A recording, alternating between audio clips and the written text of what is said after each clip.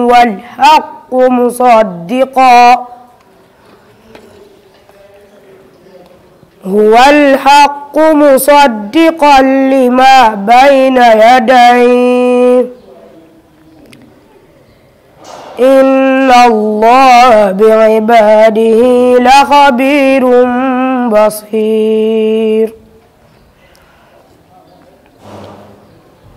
ثم أورثنا الكتاب الذين اصطفينا من عبادنا. Bonjour, c'est Madame Diop, Fatou Thiam, secrétaire de l'établissement Al-Ikhlas. D'accord. L'établissement Al-Ikhlas composé de daara internat et externat. Daara internat filles comme garçons. D'école franco-arabe Imam Hassan Cissé. De garderie d'enfants Fatimatou Zahra 6 à Mbour 2 et Sokhna Khadijatou Ndiéguène à Fayou. Ainsi que CEM Al-Ikhlas ici à Mbour 2 et également un centre d'accueil de sauvegarde des enfants perdus, orphelins et déshérités, ainsi qu'un centre de formation en maraîchage. L'objet de la rencontre de ce matin, c'est la conférence, sa grande conférence bisannuelle que l'établissement organise. Cette conférence est souvent précédée d'une semaine de partage et d'action sociale à travers plusieurs activités. Parmi ces activités, une journée de set setal dont tous les élèves, les ndongo daara, personnels et sympathisants de l'établissement répartis en plusieurs groupes ciblent des endroits à nettoyer. Pour cette année, ce sera le poste de police, les mosquées de Mbour 2 et Mbour 1, le poste de santé ainsi que les rues de quartier de Mbour 2 et celles de Parcelles Assainies. Le programme est réparti ainsi. Pour le samedi 9, c'est du samedi 9 au samedi 16 avril. Le samedi 9, il y a une journée médicale de consultation gratuite et de dons en médicaments. Les populations démunies, les talibés, ceux qui n'ont pas accès en général aux soins médicaux se trouvent consultés et satisfaits en médicaments tous les 2 ans. Cette journée est organisée au poste de santé Mbour 2 en collaboration avec les délégués médicaux, les médecins et le Laborex, pharmacie Pra, l'hôpital Bartimé qui nous soutiennent en médicaments. Le dimanche 10, c'est la journée de set setal, nettoyage des mosquées Mbour 2 et Mbour 1, le poste de police, le poste de santé et certaines rues de Mbour 2 et de Parcelles Assainies. Bon, le lundi, on fait une pause des activités vu que il y avait la veille une journée de set setal. Le mardi 12, c'est le panel sur la gestion des daara avec les inspecteurs IA et IF Serigne Dara au centre des handicapés moteurs. Oui, nous nous sentons impliqués. Vous avez tout ce dont vous avez besoin? Pas vraiment. Nous n'avons pas tout ce dont nous avons besoin. Parce que si on y voit de plus clair, par exemple ici à Al-Ikhlas, l'établissement Al-Ikhlas, nous n'avons pas de subvention, nous n'avons pas de partenaires et nous n'avons pas d'aide. Et pourtant, le Dara mène un vaillant combat contre l'éradication de la mendicité. Nous avons plus de 180 pensionnaires répartis entre les Dara internats. Internat des garçons et l'internat des jeunes filles qui se trouve à Fayou Yaye Fatimatou Zahra Diop. Exclusivement pour l'éducation et la formation, et également la mémorisation du Saint-Coran des jeunes filles. Oui, le même message qu'on lui lance tous les 2 ans même.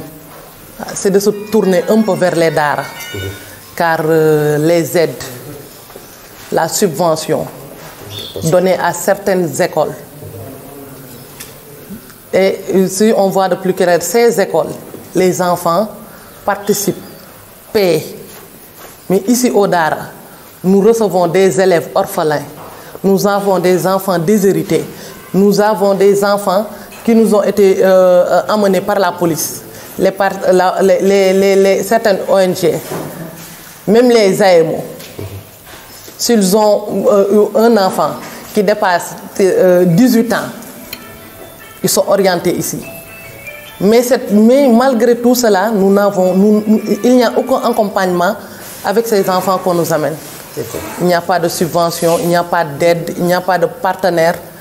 Et nous sommes obligés, avec ces enfants, une fois qu'ils ont fini d'apprendre le Saint-Coran, de les scolariser.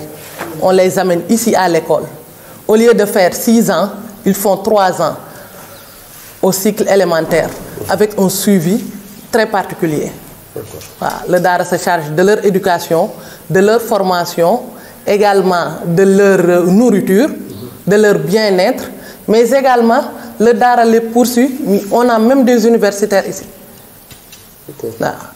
Et nous n'avons pas de subvention, nous n'avons pas d'aide venant depuis qu'on a reçu l'autorisation d'ouvrir et de fonctionner. C'est en quelle année que vous avez reçu l'autorisation? Depuis 2002. 2002. Le Dara a reçu l'autorisation d'ouvrir et de fonctionner. Mais il fonctionne sous fonds propres, avec ses faibles sources de revenus. D'accord. Voilà. Vous respectez tous les critères? Nous respectons tous les critères. Nous respectons tous les critères.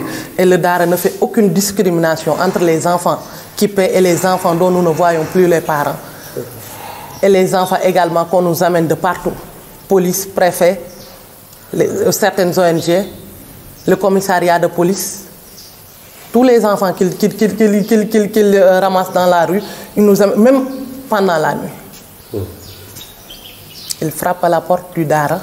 Le Dara les accueille et prend l'enfant. Pas de grève, les cours sont réguliers? Les cours sont réguliers, nous ne faisons pas de grève.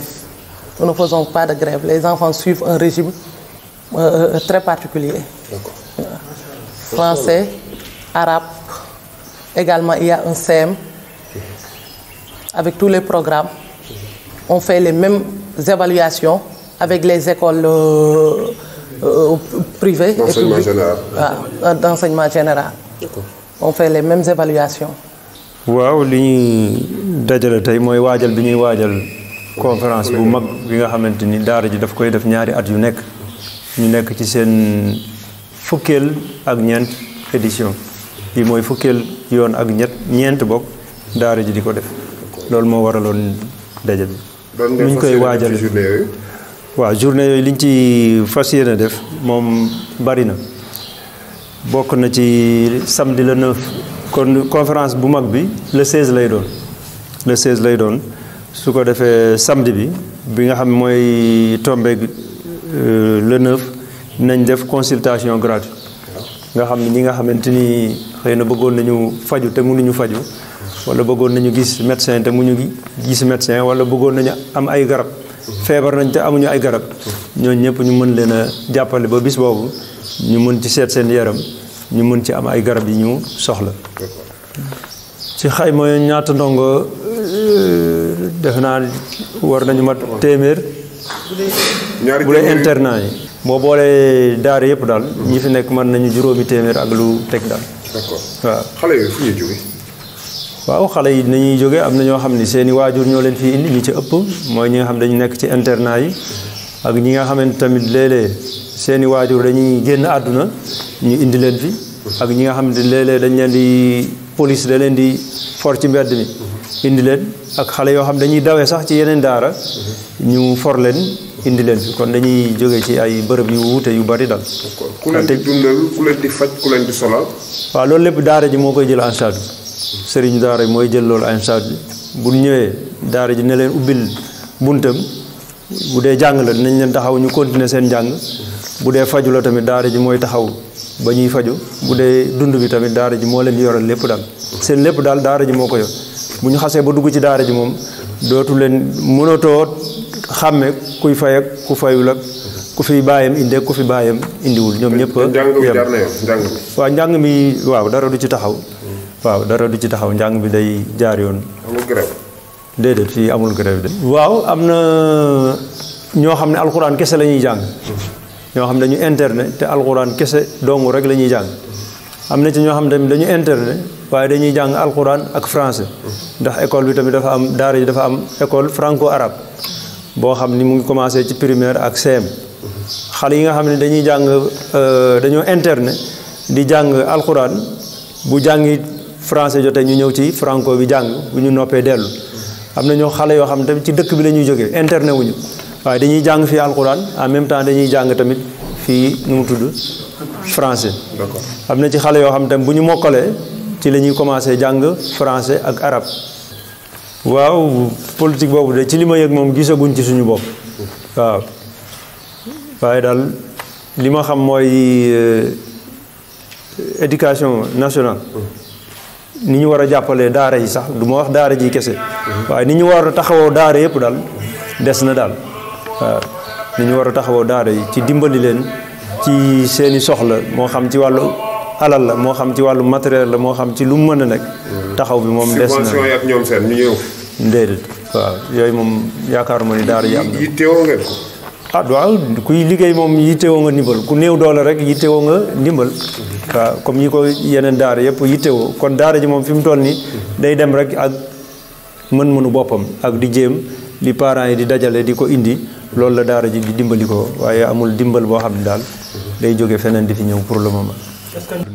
ak ki nga xam ne moom lañ tuddee journée bi mooy Adja Safiatou Diakhaté mu nekkoon kenn ci daara ji waaye nekkoon kenn ci ñun mu nekkoon soxna soo xam ne ak dundam macha allah ñaan nañ dundugu mel ni gim dundu ak njabootam dundugu mel noonu ba gu gën a riis ay sëtam ba sëtaatam ak ñun ñi fi nekk ñëpp dundugu mel noonu ndax xamee wuñ ko ci lenn yenn lu dul foo ko mën a fekk mu ngi ci julli wala mu ngi téye kurusam bu téye kurusam lu sa jotaay yàgg loo waxtaan ak moom yor newul ci loola la muy nekk julli gam nekk ak kursi yam nekk dara mënu ko tere taxa arrêté loola jamono bu nekkit daara ji amuñu ñaari fan yoo xam ne du na Adja Safi Diakhaté dina ñëw taxawante ak daara ji loolu it fexe na ba taxaw ci njabootam bu baax buñ tuddee Seyda sa Nabu Diakhaté ubbuwaale nañ ñi des njabootam kenn ku ne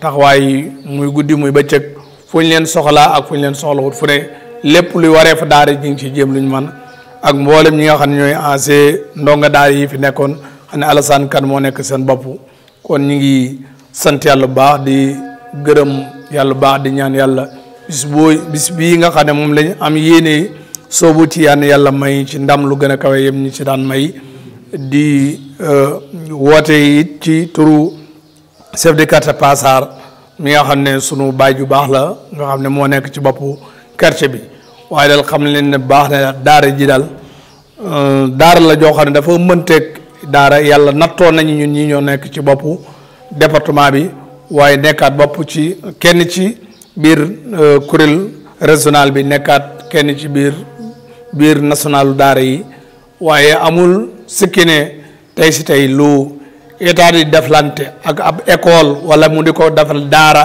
lenn loo xam ne lu dul ne loolu lu ko war la ci barab bi waaye niñ ko war a gisee gisuñ ko noonu te gis ko daara juñ ko mën a gisee jàpp nañ ne gis nañ ko ci daara ji waaye buñ ko gisul ci benn daara gisuñ ko ci daara ji gisuñ ko fenn kon daal ñu ngi soññanteeg ñëpp ñoo xam ne kuréel yi mbubboo nañ jog nañ pour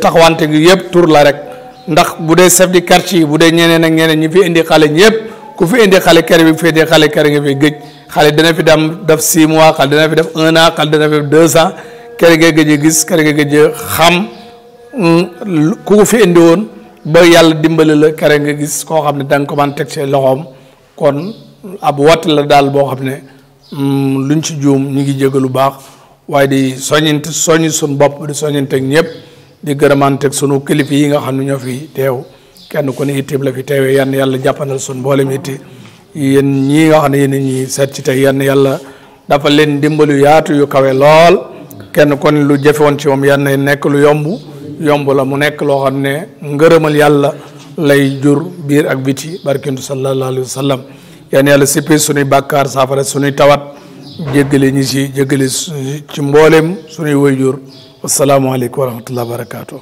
فمنهم ظالم لنفسه ومنهم مقتصد ومنهم سابق بالخيرات بإذن الله ذلك هو الفضل الكبير جنات عدن يدخلونها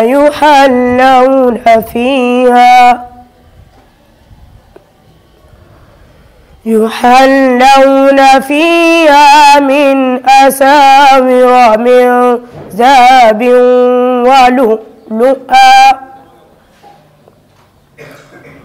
ولباسهم فيها حرير وقالوا الحمد لله الذي أذهب عنا الحزن إن ربنا لغفور شكور صدق الله العظيم.